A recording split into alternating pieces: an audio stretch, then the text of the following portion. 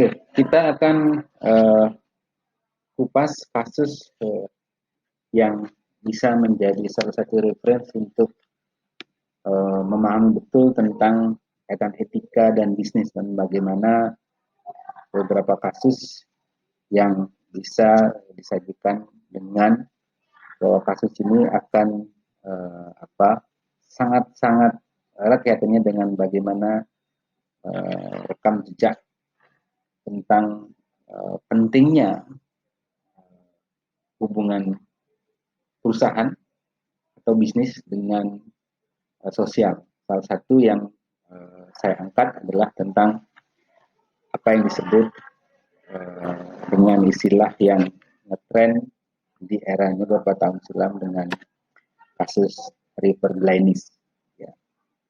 Kasus etika bisnis.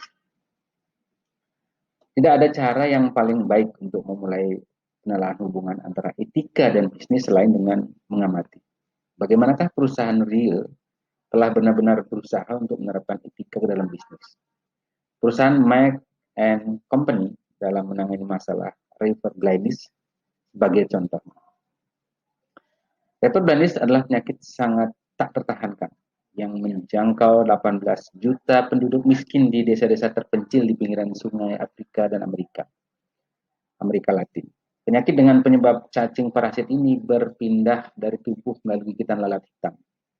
Cacing ini hidup di bawah kulit manusia dan bereproduksi dengan melepaskan jutaan keturunannya yang disebut mikrofilaria yang menyebar ke seluruh tubuh dengan bergerak-gerak di bawah kulit, meninggalkan bercak-bercak, menyebabkan lepuh-lepuh dan gatal yang amat sangat tak tertahankan. Sehingga korban kadang-kadang memutuskan untuk bunuh diri karena tidak tahan. Ya. Kemudian pada tahun 1979, Dr. William Campbell, ilmuwan peneliti pada Merck and Company, perusahaan obat di Amerika, menemukan bukti bahwa salah satu obat-obatan hewan yang terjual laris dari perusahaan tersebut, namanya ivermectin, dapat menyembuhkan parasit penyebab River Blainis. Campbell dan tim risetnya mengajukan permohonan kepada Direktur Merck and Company, yaitu Dr. Pierre Pagilos, agar mengizinkan mereka mengembangkan obat tersebut untuk manusia. Para manajer Merck and Company sadar bahwa kalau sukses mengembangkan obat tersebut, penderita River Blainis terlalu miskin untuk membelinya. Padahal biaya riset medis dan tes klinis berskala besar untuk obat-obatan manusia dapat menghabiskan lebih dari 100 juta dolar. Bahkan kalau obat tersebut didanai, tidak mungkin ya dapat mendistribusikannya. Karena apa? Karena penderita tinggal di daerah terpencil. Kalau obat itu mengakibatkan efek samping, publisitas buruk juga akan berdampak pada penjualan obat merek.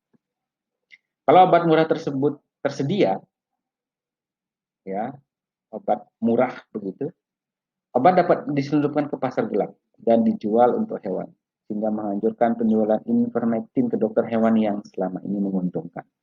Ini jadi pertimbangannya. Meskipun naik penjualannya mencapai 2 miliar ya dolar per tahun, namun pendapatan bersihnya menurun akibat kenaikan biaya produksi dan masalah lainnya, termasuk Kongres USA yang siap mengesahkan undang-undang regulasi obat yang akhirnya akan berdampak pada pendapatan perusahaan. Karena itu, para manajer Merck enggan membiayai proyek mahal yang menjanjikan sedikit keuntungan, seperti untuk River Blainis. Namun, tanpa obat, jutaan orang terpenjara dalam penderitaan penyakit.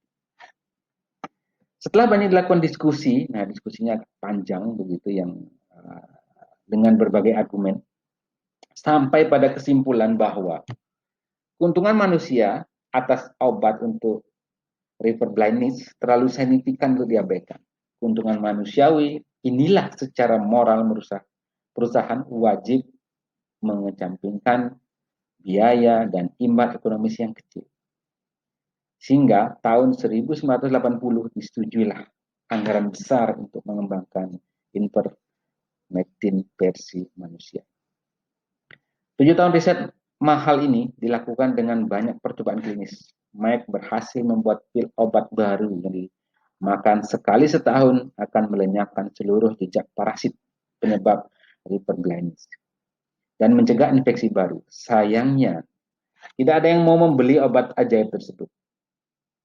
Ya, termasuk saran kepada WHO, pemerintah AS dan pemerintah negara-negara yang terjangkit penyakit tersebut mau membeli untuk melindungi 85 juta orang berisiko terkena penyakit itu. Tapi tak satu pun menanggapi permohonan itu.